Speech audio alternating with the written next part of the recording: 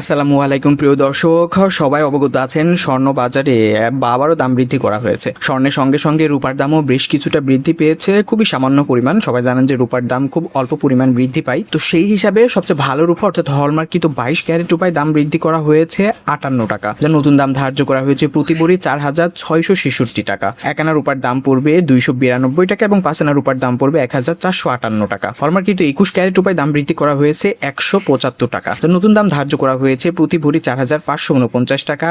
1 আনা রূপার দাম পড়বে 284 টাকা এবং 5 আনা রূপার দাম পড়বে 1,422 টাকা। হলমার্কিত 18 ক্যারেট রূপায় দাম বৃদ্ধি করা হয়েছে 117 টাকা, যা নতুন দাম ধার্য করা হয়েছে প্রতি ভরি 3,908 টাকা। 1 আনা রূপার দাম পড়বে 244 টাকা এবং 5 আনা রূপার দাম পড়বে 1,221 টাকা। সনাতন পদ্ধতি রূপায় দাম বৃদ্ধি করা হয়েছে 116 টাকা, যা নতুন দাম ধার্য করা হয়েছে প্রতি ভরি 2,974 টাকা, যার 1 আনা রূপার দাম পড়বে 186 টাকা এবং 5 আনা রূপার দাম পড়বে 930 টাকা।